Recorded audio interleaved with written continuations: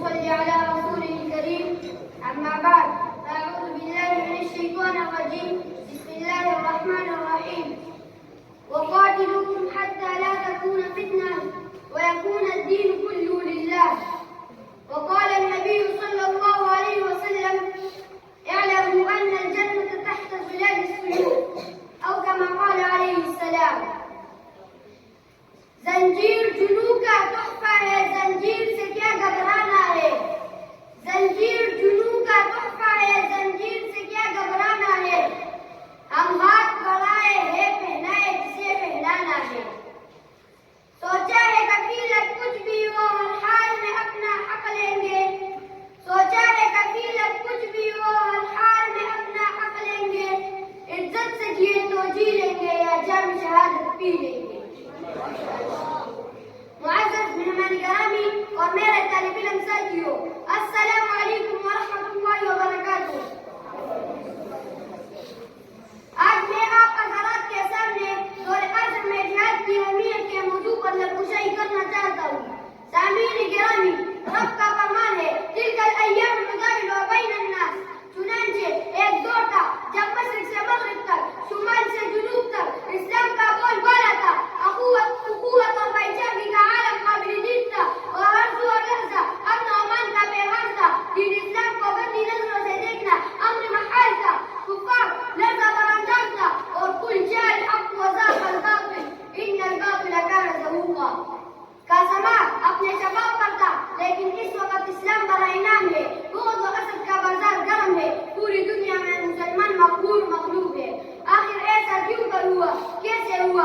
اور اس کا ایک ہی جواب ہے، وہ ہے مسلمانوں کا گھر کی جہاد. سامعین محترم، میں آپ کو بتاؤں، جہاد ہی وہ زوال دولت ہے جس کی وجہ سے مسلمان ہمیشہ ہر میدان میں سرخرو رہا ہے. اور اسی جہاد کی وجہ سے مسلمانوں کا دبدبہ پوری دنیا میں چھائی ہوئی تھی. لیکن جیسے ہی مسلمانوں نے جہاد جیسی عظیم نعمت کو چھوڑ دیا تو وہ ذلیل و خوار ہو گئے اور دنیا کے ہر طبقے میں مظلوم بن کر رہ گئے. اور ایسا کیوں نہ ہو، خود سرکار دو عالم صلی اللہ علیہ وسلم نے ارشاد فرمایا: اذا ترکتم الجہاد فسلط اللہ علیکم الذلہ. جب تم جہاد کو چھوڑ دو گے، اللہ رب العزت تم پر ذلت مسلط کر دیں گے. قرآن پکارتا ہے: وقاتلوهم حتى لا تكون فتنة ويكون الدين كله لله. مسلمانوں، جہاد کرتے رہو یہاں تک کہ فتنہ ختم ہو جائے اور دین پورا کا پورا اللہ تعالیٰ کا ہو کر رہ جائے. ارے نادان مسلمانوں، جاگو! کب تک کی جرت اوڑے رہو گے؟ قرآن مجید تمہیں جگاتا ہے: فضل اللہ المجاہدین علی القاعدین اجرا عظیما. کہ وہ مسلمان جو جہاد کرتا ہے اور وہ مسلمان جو جہاد نہیں کرتا، دونوں کبھی برابر نہیں ہو سکتے. عبداللہ غیور مسلمانوں، اگر آپ چاہتے ہیں کہ وہ دور پھر وہ جو صحابہ کے دور میں تھا، اور اگر امریکہ، شیطان اور یہود وہ حدود کا قلعہ جمع کرنا چاہتے ہیں اور برما، چیچنیا، بوسنیا، کشمیر، قبل اول بیت المقدس کو شیطان کی چنگل سے آزاد کرانا چاہتے ہیں، تو اس کے لیے ضروری ہے کہ تمام مسلمان جہاد کے پلیٹ فارم میں جمع ہو جائے اور جہاد کے دامن کو مضبوطی سے تھامے. سرور دو عالم صلی اللہ علیہ وسلم نے ارشاد فرمایا: اعلموا ان الجنة تحت ظلال السيوف.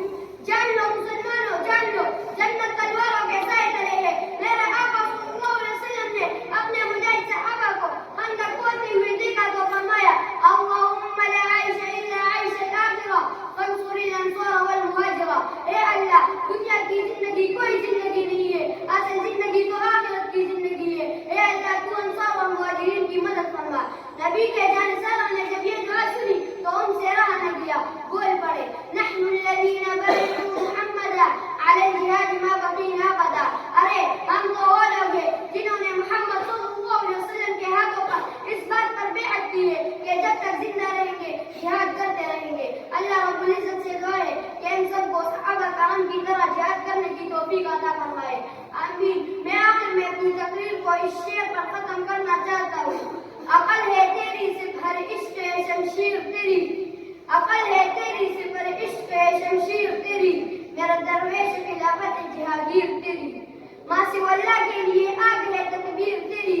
تو مسلمان ہو تو تقدیر ہے تدبیر تیری.